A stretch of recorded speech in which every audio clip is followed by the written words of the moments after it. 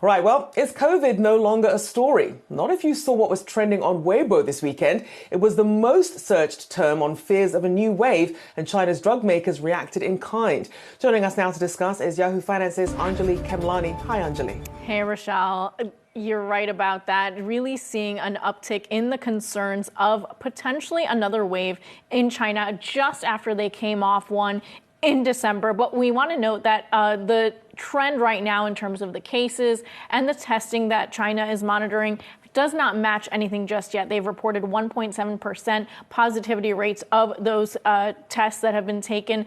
About 2,000 cases is what they're seeing. By comparison, the positivity rate back in December when that last wave hit was 29%. So just to give you some context there. Of note, they're monitoring now 12 new variants in the country. One of those is the XBB.1.16, which has caused some concern in India, bringing back masks and seeing an increase of cases. The World Health Organization just calling this variant a variant of interest. And that, just to put in context, is more like a person of interest versus a prime suspect. So that's where they're watching it right now, saying that it does cause more cases, but not clear yet if it's going to be more severe on the disease side. All told, to your point, definitely some of those drug makers' stocks benefiting from this news, including one of the companies that made the molecule for Merck's molnupiravir. But all told, still something to watch for the country. The Chinese CDC saying that it doesn't expect a wave to hit until maybe around September. So that's where things stand right now.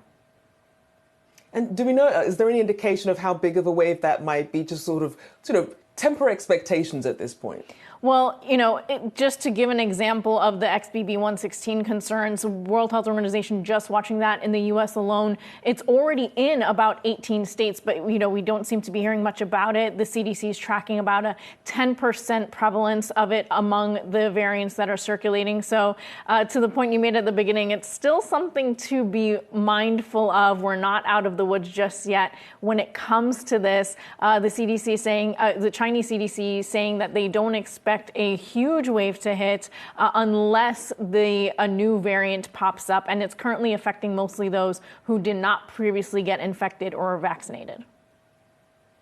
Certainly worth keeping in mind. As we keep saying, COVID, we're not out of the woods yet, but definitely worth staying on top of these updates. A big thank you there. Yahoo Finance's Anjalee Khemlani.